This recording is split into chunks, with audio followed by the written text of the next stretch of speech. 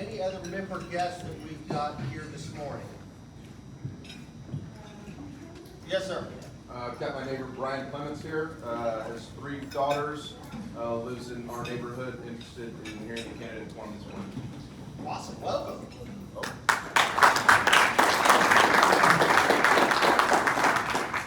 All right, a couple of quick announcements. Tomorrow at Lake Highlands High School, there is going to be a parade for our state title winning basketball team and wrestlers.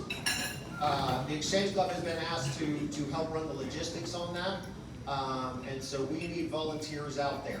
The process is real simple. We're going to do a check-in at North Highlands Bible Church right across the street from the high school at 7:45 a.m. The parade participants should be rolling in about 8, so that gives us a few minutes. We will assign you to a post and basically just be hands on deck to make sure everything goes as smoothly as possible. Please wear your red Exchange Club shirt so we can represent, and be flexible and willing to do whatever you're asked. That's all we ask.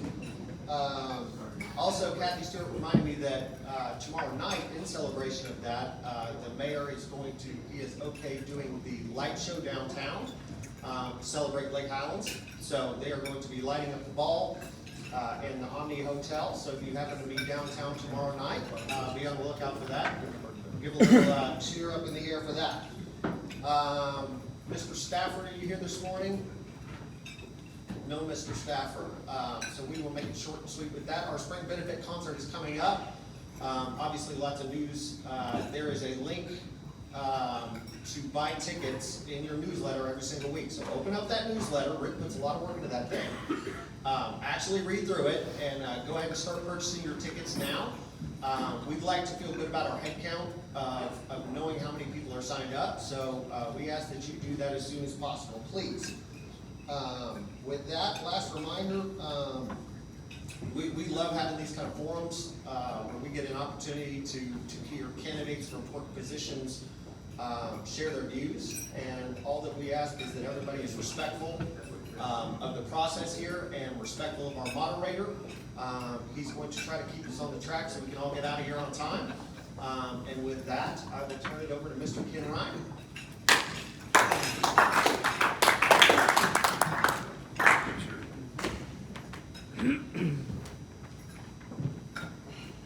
Good morning.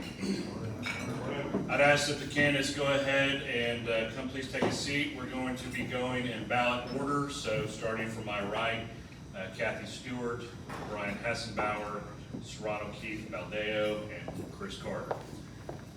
So I'd like to thank the candidates for accepting our invitation to this morning's forum. I would also like to thank our members for submitting proposed questions. I heard from several of you with some proposed questions. Thank you for that. So to be respectful of everybody's time today, we're going to try to keep this on track. We have Mr. Holmes will be our timekeeper down here, the gentleman in the salmon jacket. So the format will be an opening statement. Each candidate will have 2 minutes to give their opening statement.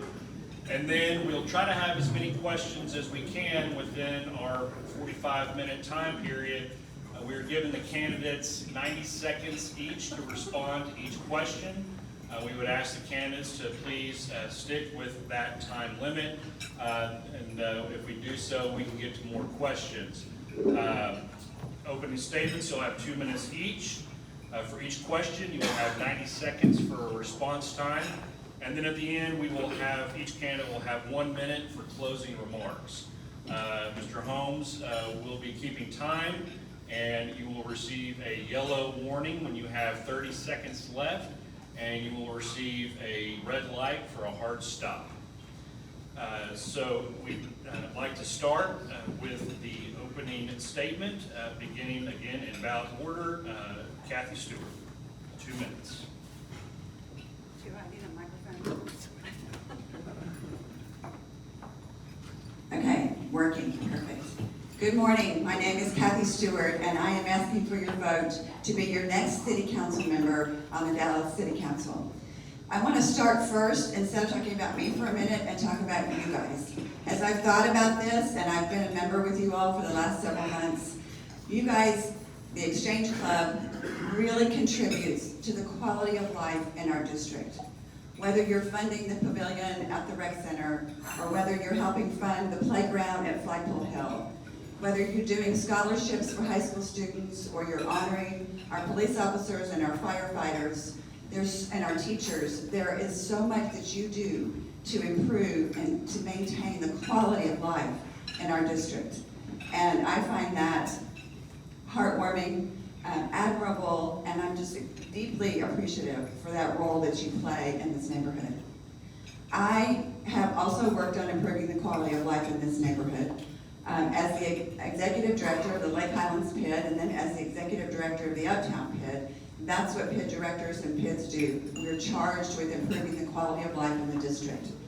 I worked on reducing crime in both districts. I worked on transportation projects in both districts. I worked on LBJ East here in District 10, and I worked on the conversion of McKinney and Cole from one-way to two-way streets in Uptown.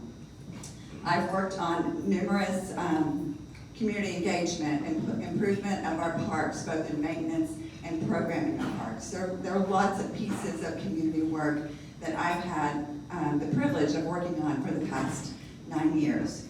I also want to remind some of you of my endorsements. I have been endorsed by Councilmember McHugh. I have been endorsed by all of our past city council members in recent memory, from Donna Halstead and Alan Warren to Bill Blades and Jerry Allen. I have the Dallas Police Association endorsement, and we'll stop it right there. Thank you. Mr. Hassenbauer. Thank you. I have to stand up when I talk. Brian Hassenbauer, brian4dallas.org.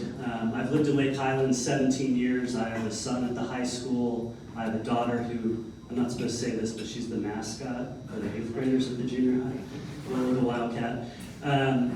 I've been an Exchange Club member on and off. We were looking at my badge, wondering when I actually started, but back in 2017, I believe I was a member. Got to work with Torres on the auction committee and Todd Overstreet to kind of help put that together, and I volunteered over the years.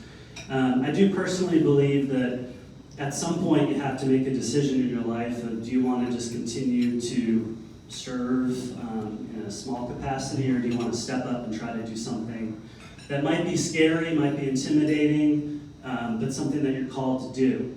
So I decided to run for city council, seeing that we do need choices and we do need to have our votes be able to be counted.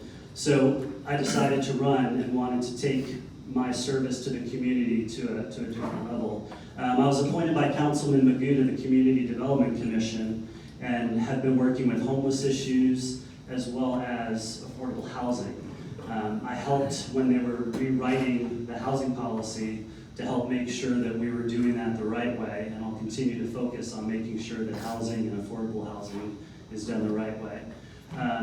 In the neighborhood, I sat in this room years ago when we had restaurants come up and talk about their new businesses and came up with the idea to have Lake Highlands Restaurant Week. I worked with the chamber to make that happen. We've raised tens of thousands of dollars for nonprofits that the money stays in the neighborhood just as it does with the chamber. I've also helped lead the Friends of Lake Highlands Trail, getting us a new website, advocating for that. And I am endorsed by several groups, including the Sierra Club, and we can go into those later. Thank you so much. Thank you. Mr. Mateo. My name is Serrano Keith Balgio. Just for the record, I identify as white, so we're all the same now. This is my second white supremacy meeting. It's a joke. My sister asked me, you know, well, aren't you afraid to go to meetings like that because it's Texas? And I said, you know what, I'm a conservative Christian, and I fight shoulder to shoulder with people like this. For American values, for Christian values, so that should trump anything. And I kind of shoot from the hip. I was the president of a newspaper for over a decade in New Jersey. I had 7 Democrats going to criminal court for abusing their power. I took on some of the most dangerous judges, prosecutors, and officials in New Jersey. They spent $500,000 trying to get rid of my newspaper. They targeted my wife, they targeted everything that I could. It was the Republican Party who kind of like stepped in and helped me defend my newspaper. So I know that most of this room already know who they're voting for. I can't change your mind, but I pray a lot and I ask the Lord, should I still go? And he says, well, the whole of Jerusalem was against me and I still went.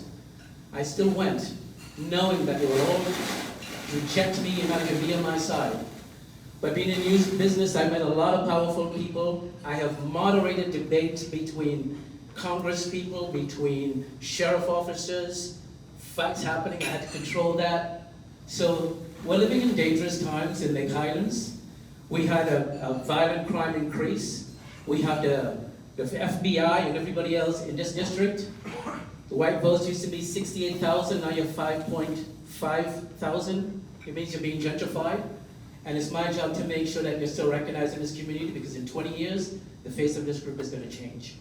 And it's my job to stop that. Thank you. Mr. Carter. Hi, my name is Chris Carter. I am your conservative candidate for the Dallas City Council. I am fiscally conservative, I am pro-police, and I am pro-life. I am 60 years old. I grew up here in Lake Highlands. My family has lived here for 57 years.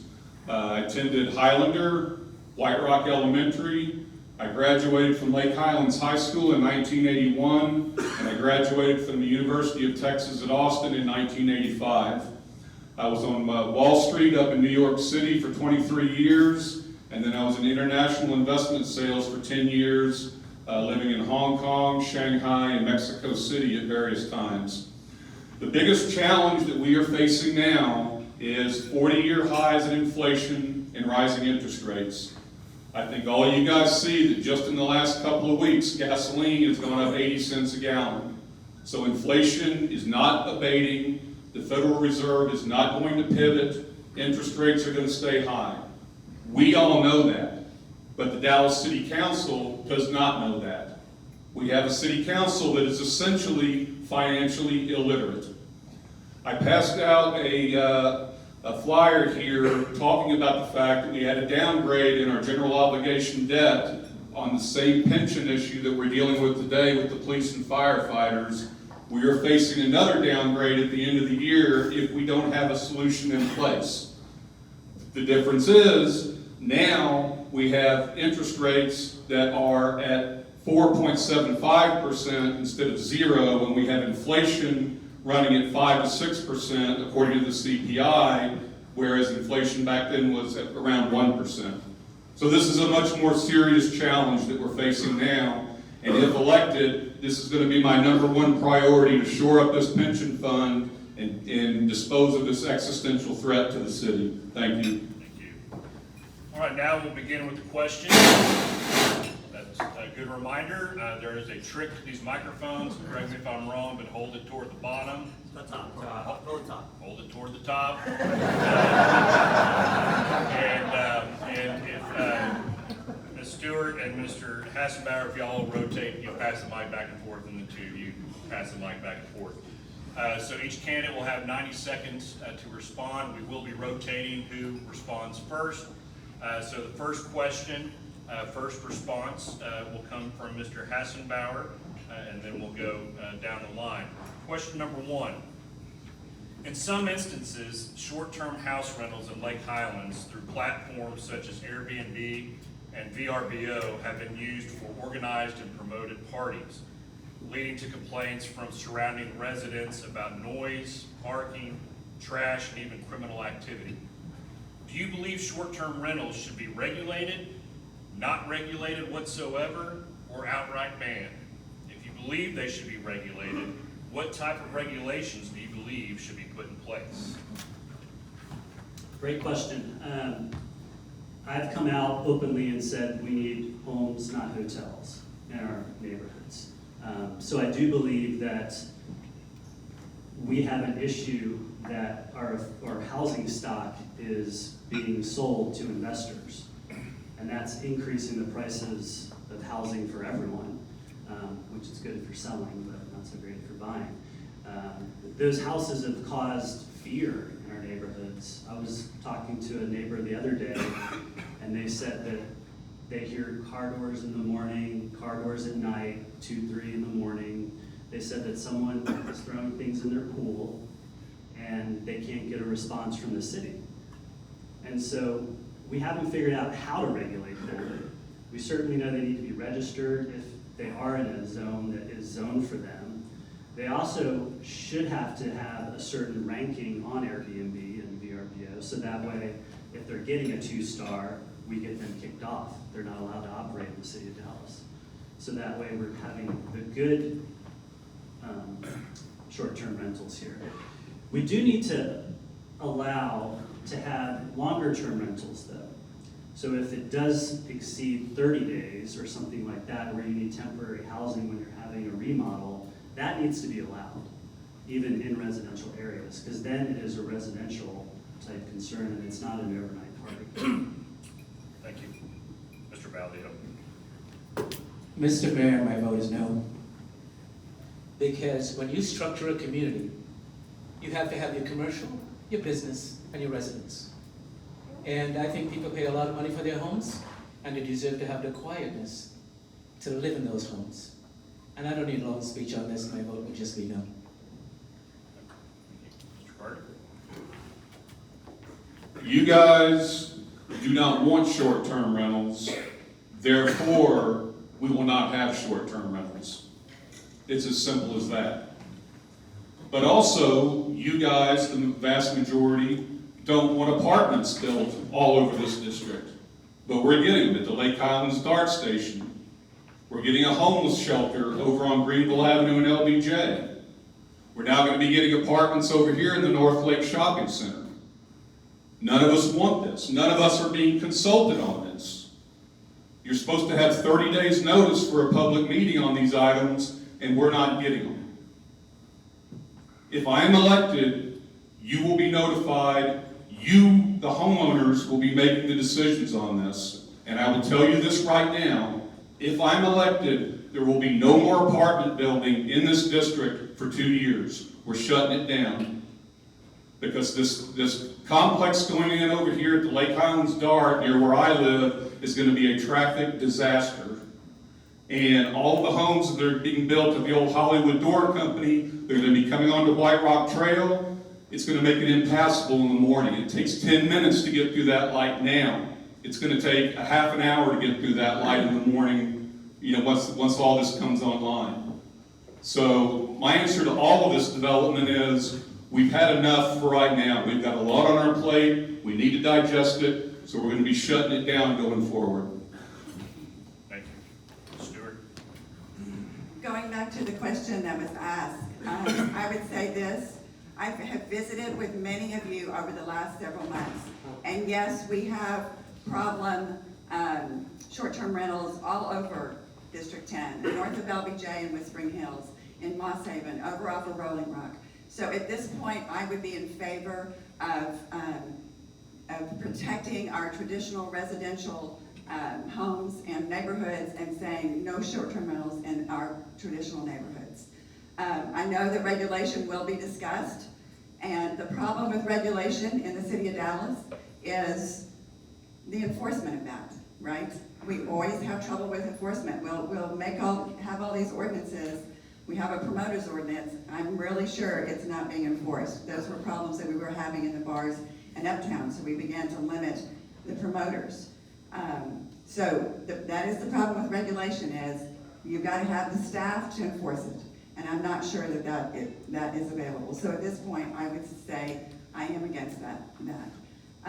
On the apartment issue, the apartments that are being built at the Lake Highlands Town Center are being built under a plan development, a zoning document that was worked out and agreed to, and everybody had ability to give their input to that many years ago. It just has taken a really long time for those apartments to get built. So it looks as if it's a recent thing. It really, all of that was worked out, and maybe when Bill Plates was council member. So. Thank you. Second question, first response will come from Mr. Valdez. The Dallas Police Department continues to have an attrition crisis. with the number of police officers decreasing last year for the second year in a row, and 500 officers less than they had approximately 10 years ago, which the department blames for rising response times and increased violence. In your opinion, what is the root cause or causes for this attrition? What recruiting and retention methods have proven ineffective, and what recruiting and retention methods should be implemented to solve this crisis? I think the biggest problem with the police department is very low on morale. We're now investing another 41 million in this budget, another 45 million in another budget added to the police department. And the department says in a meeting, it's not that we have the money, it's that we can't find people.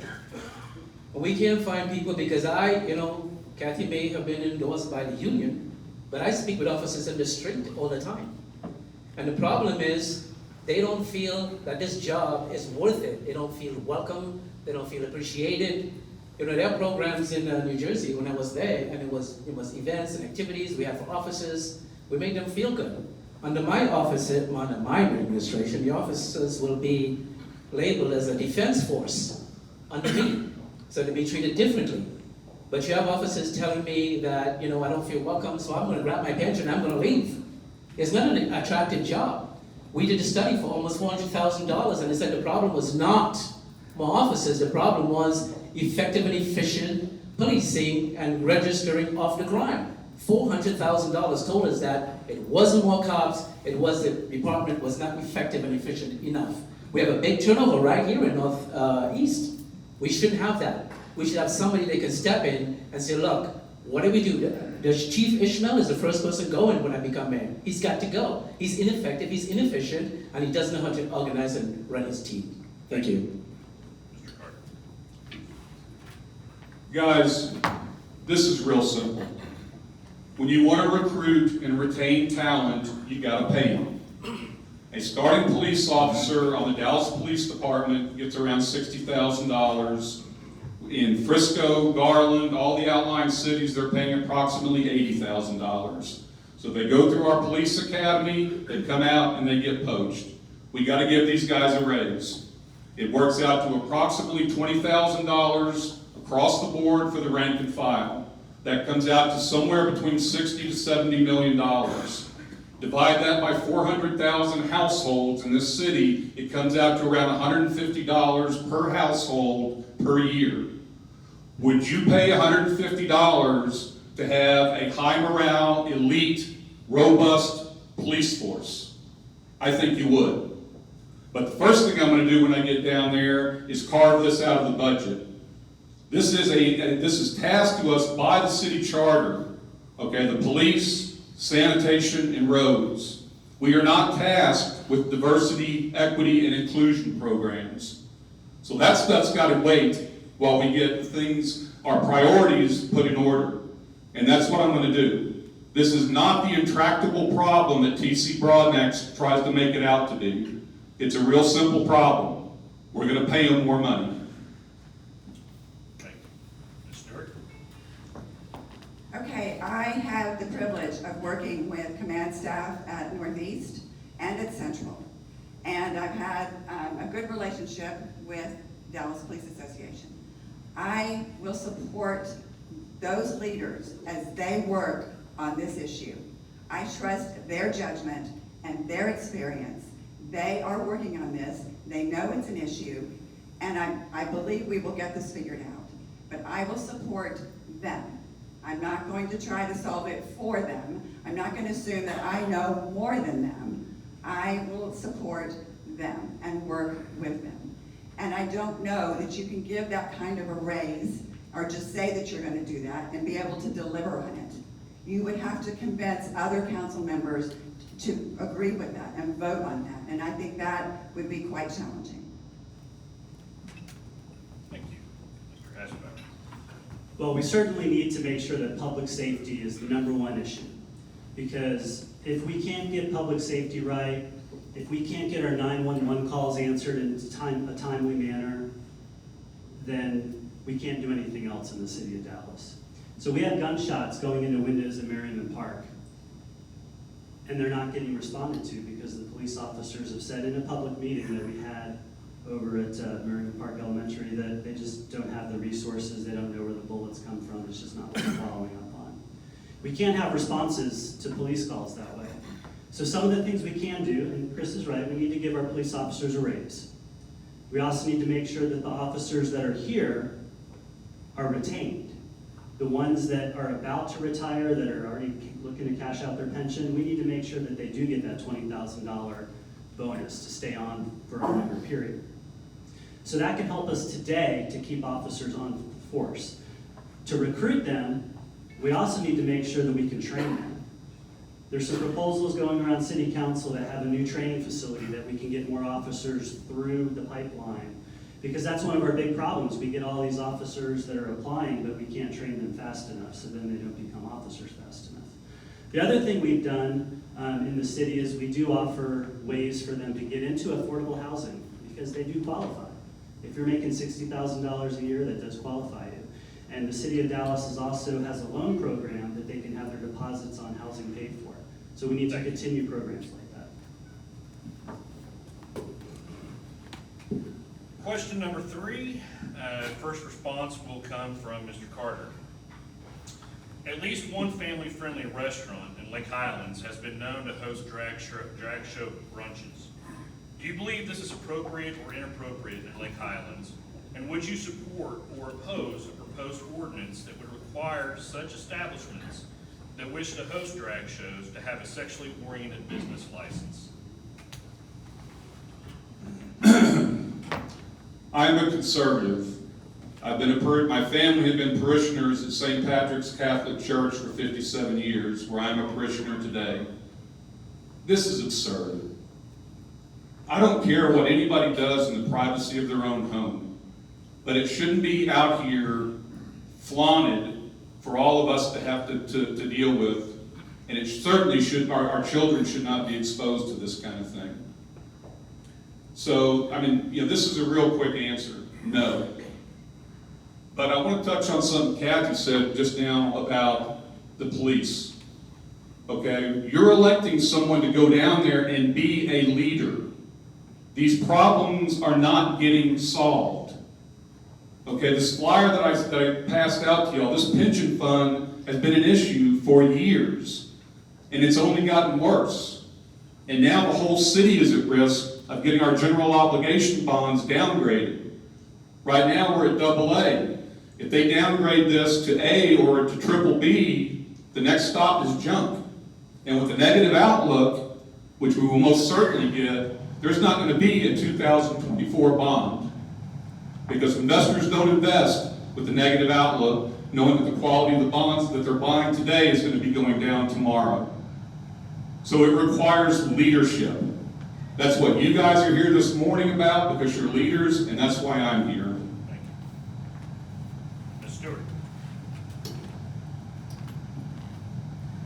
Okay, on the original question, I would leave it up to the parents. I think I trust the parents in this neighborhood. If you don't want your families around that, you would not go there. So I trust the parents, and I don't know that we should get into that as a city. I think the parents in this neighborhood would make good decisions on that. So I would trust it. I know I'm talking a lot about trusting people, but I do trust people. And then in response to that, yes, we need leadership. We need collaborative leadership. We need leadership that knows how to sit at a table with other people and work with them and listen to them and respect the ideas around the table. You can't just, in a loud booming voice, say, this is the way it's going to be. That just doesn't work. It doesn't work. I've been at City Hall enough to know that. I've sat in council meetings, in commission meetings, in committee meetings. It takes collaborative work, rolling up your sleeves and solving the problems together. And you need to have some knowledge about how to do that. And I have that experience. Thank you. Mr. Hessenbauer. So drag shows, great topic for 7 o'clock in the morning. I do know that there are local businesses, Vector Brewing is probably who we're talking about, that does put on drag shows. And from what I understand is most of those are later at night. And also Vector already prohibits children under the age of 21, from what I remember, because they have signage up, after a certain period of time. So they do have it set up as an adult business at a certain period of time, so that way it's appropriate content. I do agree with Kathy. You know, parents do have the obligation and the right, and they should have the right to choose where they go and eat. And if they know that something is happening or there's signage, they could, you know, use their own volition to leave.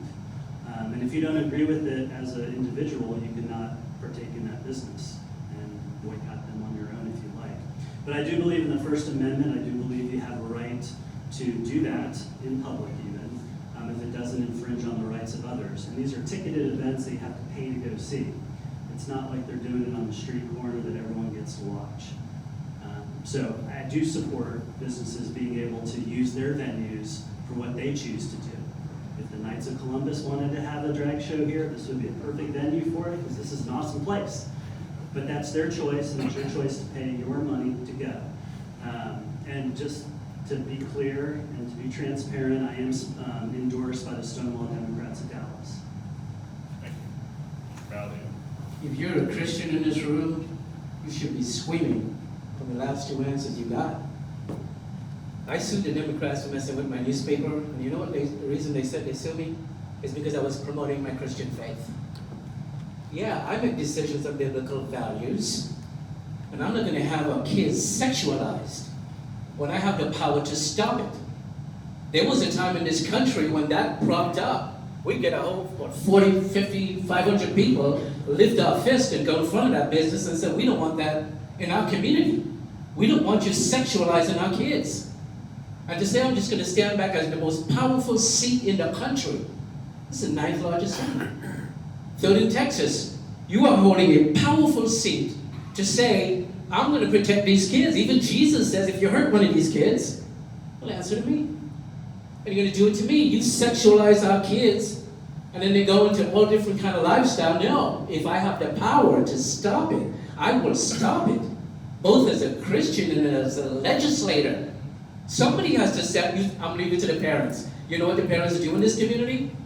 Half of them are woke, and they'll continue to push it, and it starts there, and then it gets bigger and bigger and bigger, and all of us who are conservative Christians and everything else won't have a voice. So we have to stand up and stop it. We may not be able to stop it, we got to slow it down. So I'm appalled as a Christian to hear people say, most powerful, seat, but I'm not going to do anything. You shouldn't get the seat. Thank you. Question number 4, first response will come from Ms. Stewart.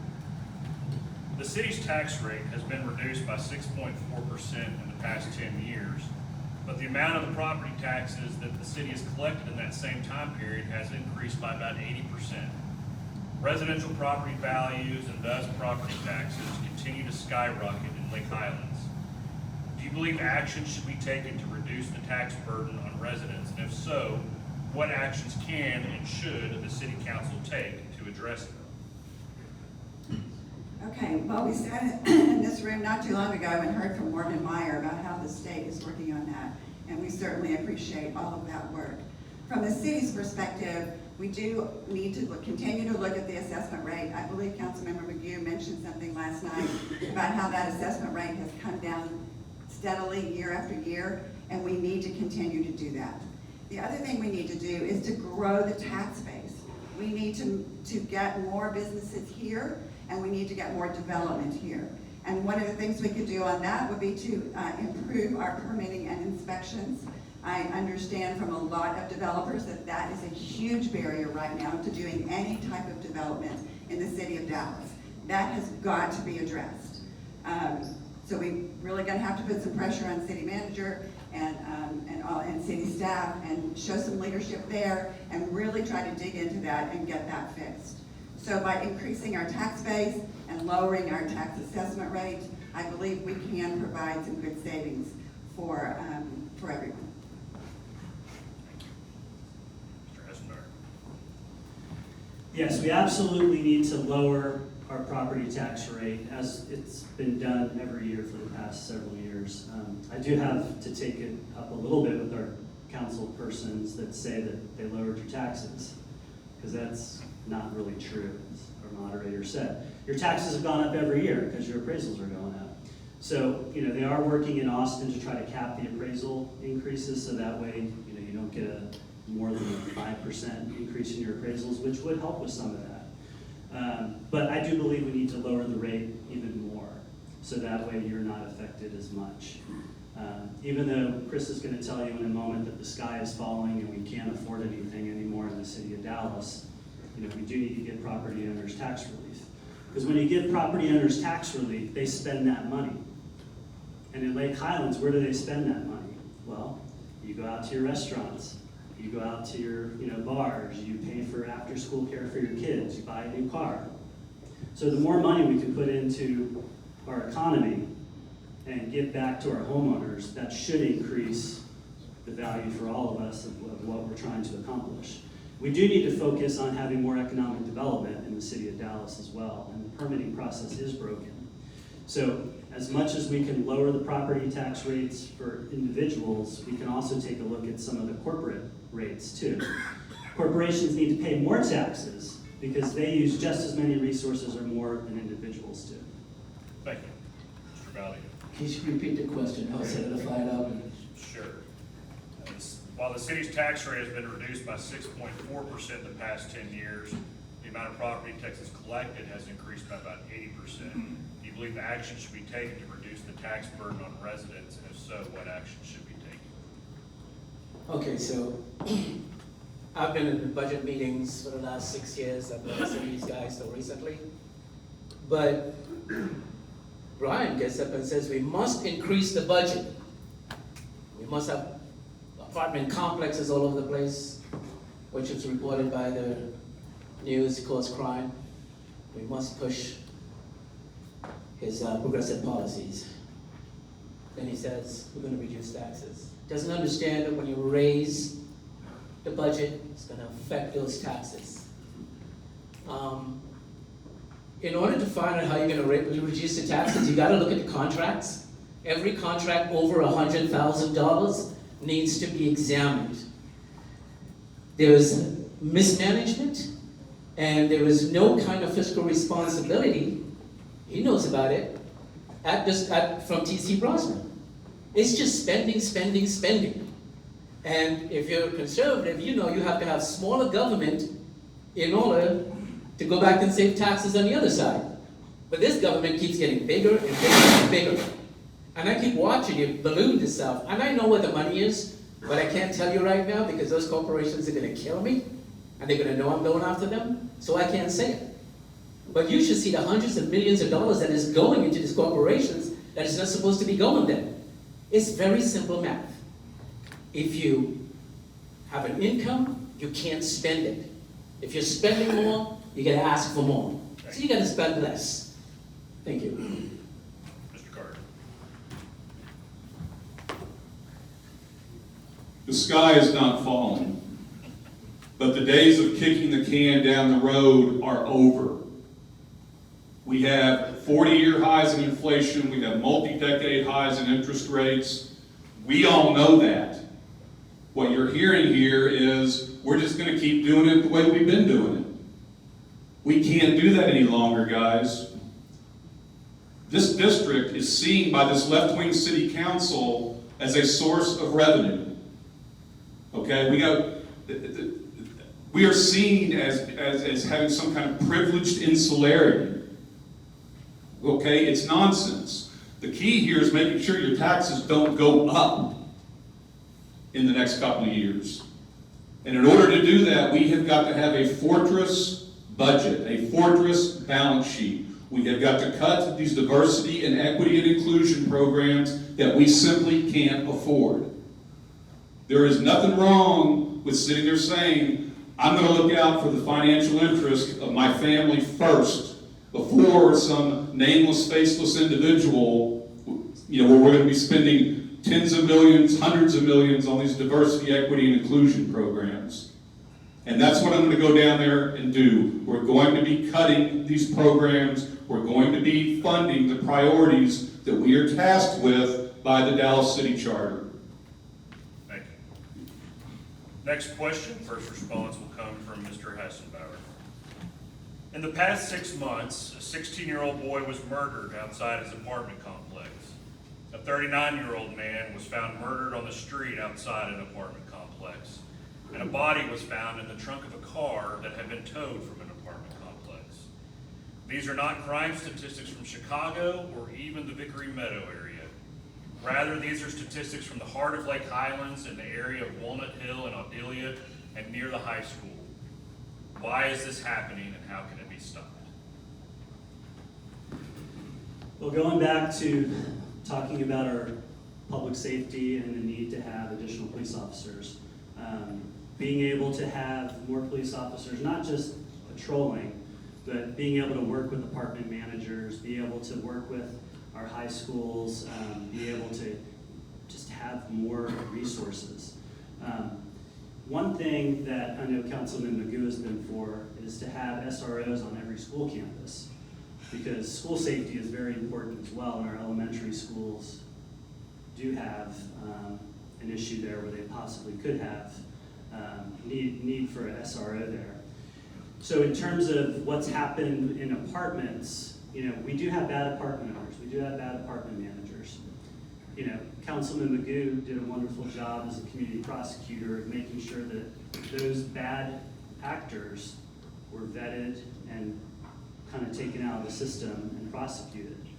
So we do have other apartment owners that do a wonderful job, care about their tenants, and create a nice, safe environment. And I do believe that we need to differentiate, the good from the bad, and use every tool that we have in the city of Dallas's repertoire to come down on those bad apartment owners. So I think that's kind of where we need to focus on, is making sure that we're having those conversations, having the police, code, community prosecutors, and having a collaborative effort to make our community safer in the apartments. Thank you.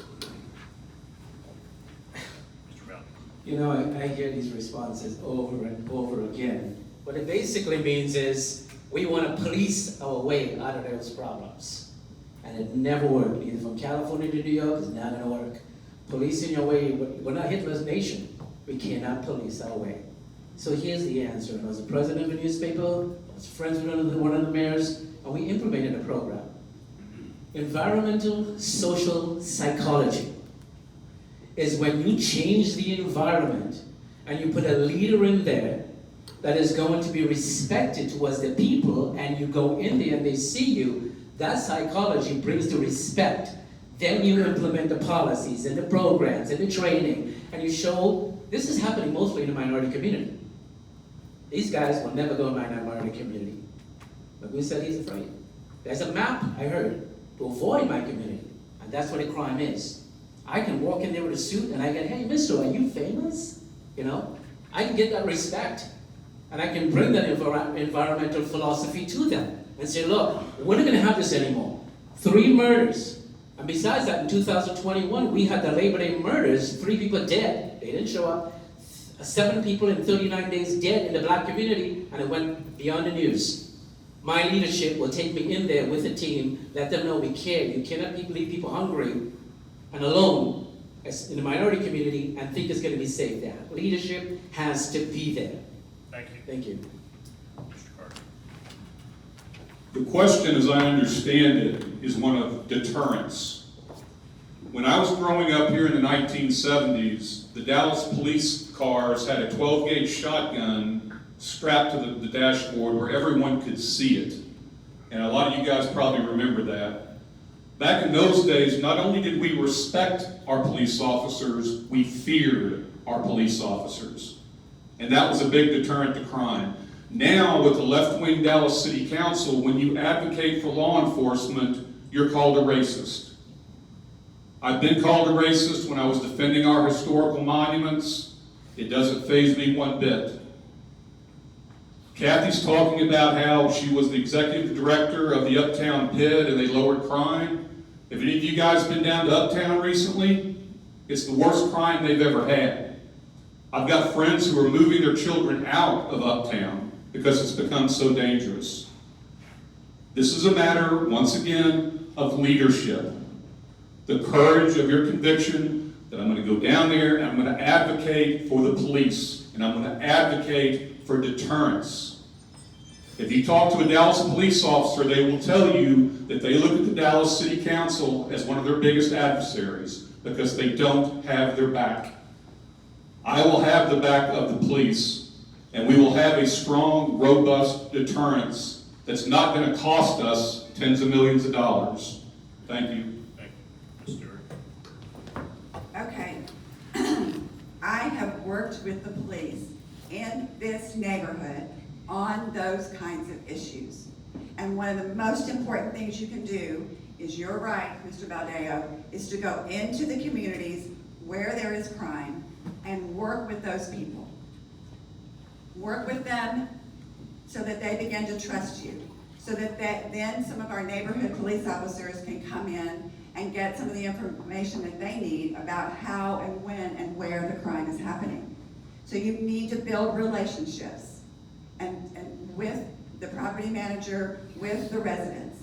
And that means bringing in an event. You bring in pizza around the pool, and you have city resources there, and you have county resources there, and you knock on doors. Literally, I've knocked on the doors of many apartment owners or renters in this neighborhood, low-income families, and encourage them to come out, come to the pool, come have some pizza, come kick the soccer ball, and let's get to know your neighborhood patrol officers, your police officers that are assigned to this neighborhood.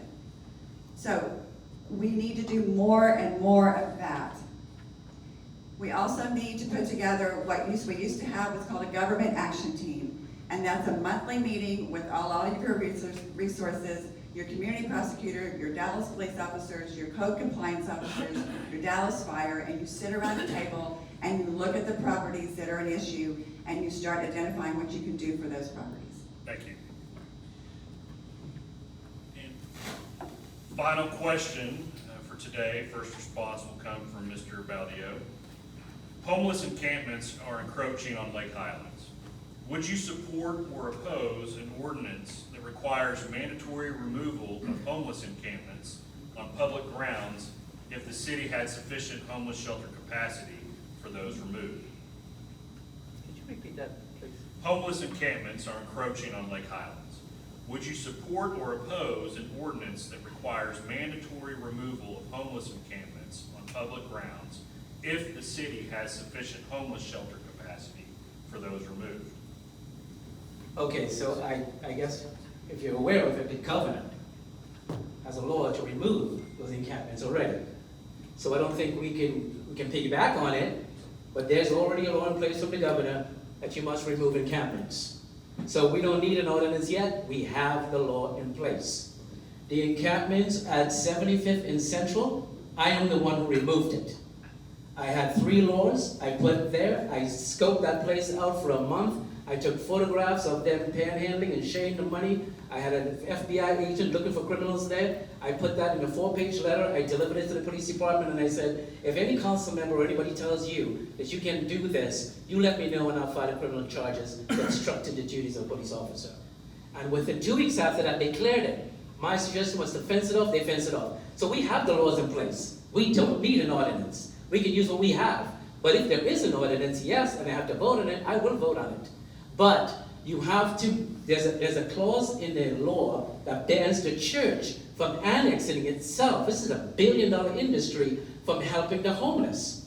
As a councilman, I will remove that immediately. I'm surprised I haven't filed a lawsuit yet to remove it based on the COVID thing. Once you remove that, Donald Trump put billions of dollars aside for religious organizations. They can build annexes instead of us, the government, trying to come up with homeless shelters, and they can cushion our fall. Thank you. Thank you. Mr. Carter? We simply have to enforce the law. This is a residential neighborhood. This is not the place for homeless encampments. You know, I'm not an uncompassionate person.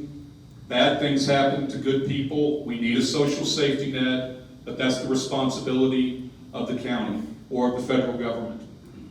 But as far as housing goes, We've got our share in this district, okay? With the homeless shelter that they're trying to put in over on Greenville Avenue and LBJ, I've told the promoter, Mark Melton, go to your other political clients, Janie Schultz in District 11, which is Hillcrest, and to Gay Willis over in Preston Hollow, and put the homeless shelters in over there. Okay? We need some balance. We've got our share. We've got more than our share. But this is what I'm going to be pushing for. This is the kind of leadership I'm going to have. And when TC Broadnax comes in here and tries to put in this Cypress Creek against all of our objections, even our councilman who he's rolling over, that's not going to happen with me. And I'll tell you one more thing about TC Broadnax. We're going to fire him. And if I get the assignment to go up and fire him like Gay Willis did, he's not going to laugh at me and throw me out of his office. I'm going to finish the job. Thank you. Ms. Stewart. Okay, I did have the opportunity to work on homeless issues in Uptown. My board of 48 people came to me and said, you've got to do something here. So we took the enforcement compassion perspective. And yes, we did turn in all the encampments that were in the cemeteries and public space. So I don't believe there should be encampments in public space. There are both public safety issues there and public health issues, right? So encampments do need to be decommissioned and cleaned up and moved out. And we probably do need more resources at the city to make that happen. It's a very slow process. Once you turn it into 311, it just seems to take a while. And I would also love for there to be some communication there from the city so that if you have turned it into 311, you know kind of what the time frame is and what to expect. But we do have to remember the compassionate side of this. We know why many people are homeless, and it is addiction and mental illness, and they do need to be connected with services, and sometimes they want that, and sometimes they absolutely do not want that. I worked with Michelle Smith from the Bridge. We hired her, Uptown hired her to go out 2 or 3 afternoons a week and work with the homeless. And we did make some progress. I will be honest, it was slow, but we did make some progress with the chronic homeless and being able to bring them in. So it's a combination. It's both and I have seen some success there. Thank you. Mr. Hassenbauer. I think when we drive through Lake Highlands and we see the homeless encampments, it's not that we see them one day, it's that we see them 2 days, 3 days, 4 days, and so on, for weeks at a time. And personally, I've sat at Chick-fil-A up on 635, and while I'm in the drive-through line, actually filled out a 311 complaint on that. The problem is that the service level agreement that's set up to clear homeless encampments is just too long. So you're going to see that over and over again, that you make a complaint, you feel unsafe, you see these people that do need compassion and do need services, because we all care in Lake Highlands about our unsheltered neighbors. I really do believe that. But we need the government to be more effective and efficient on this. And some of that has to do with having more resources.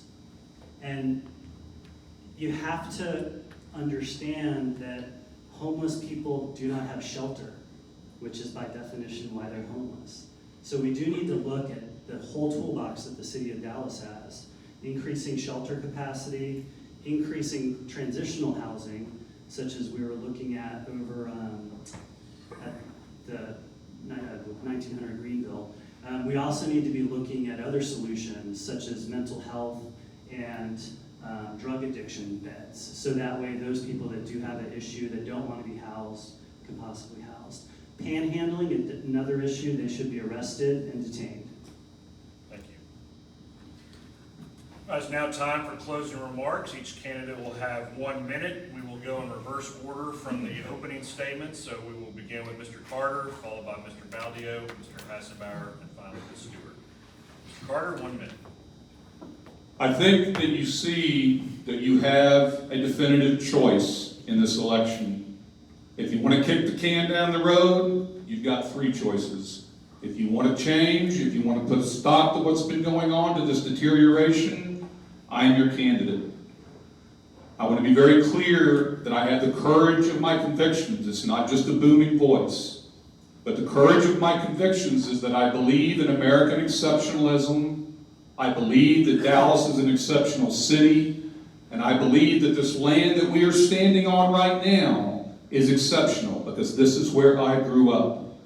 And I will reflect that exceptionalism on the Dallas City Council as a conservative in a left-wing hornet's nest. It's not a PTA, it's not a board meeting on Flagpole Hill, it's not a PID. It is a left-wing hornet's nest, and it's going to be a knockdown drag-out in order to reapportion this budget and put the money toward the priorities that are important to us in this district. And I'm going to do that. Thank you. Thank you. As a publisher, I took on some of the most dangerous and corrupted people in this country. They filed 4 criminal charges against my media. I'm boasted as the first media to have a warrant for my arrest. And you know what I said? They shouldn't be targeting my wife. That's all I said. And they tricked the judge to send it to me. But I took on that judge, had to really rip into him. What are you doing? So what he was trying to do is, the government is corrupted, okay? It's corrupted here too. Dallas is a mess. District 10 is a mess. It's all over the place. It's not even conformed to be an urban part of town. And I have fought these fights. I used to be a publisher. I used to look at these people and say, would I endorse one of them? And no. And that's why I'm running. Because I wouldn't endorse them. I wouldn't even vote. If I wasn't running, I wouldn't be here tonight. I'd be home. I'd be somewhere else. But I know, because of what I know about government, the inside, the depth, and everything else, to protect this community, your community, from the minority community who's going to swap in here and take you out, I know I'm the best candidate because I've covered it all. Thank you. Well, thank you for coming out on a Friday morning to hear about politics and such. The Exchange Club does such a wonderful job in the community, and I would like to help, as your city council person, help personify that and continue to do that.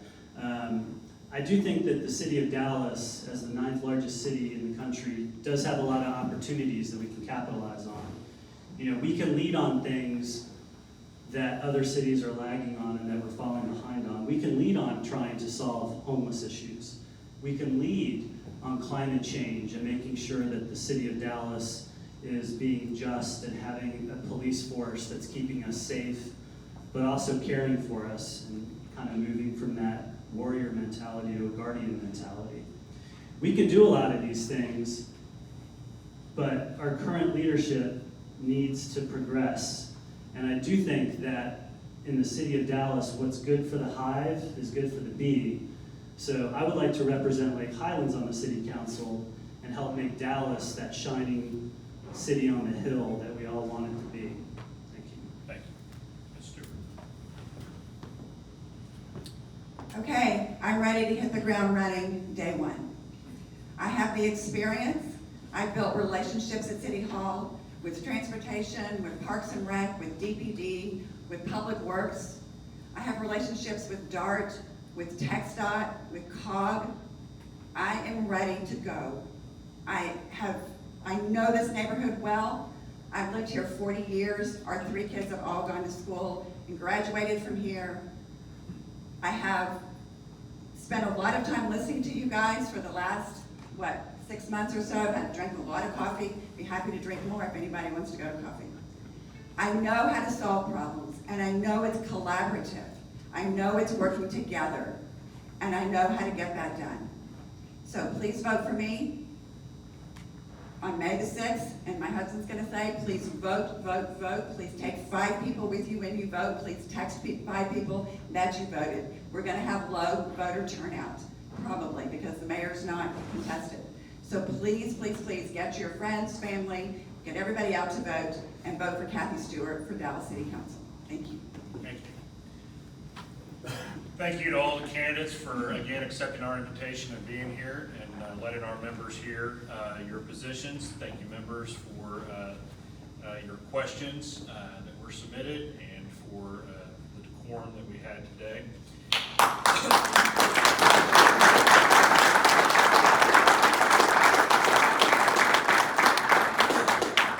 Early voting begins April 24th. The general election is on May 6th. Please go out and vote. Carlin had to go hop on a conference call, so I've been tasked with adjourning the meeting. Thank you to our guests, our candidates, guests of our members. Remember tomorrow, the state championship parade. We need volunteers there at 7:45. Don't forget to purchase your tickets for the spring benefit. And with that, we are adjourned.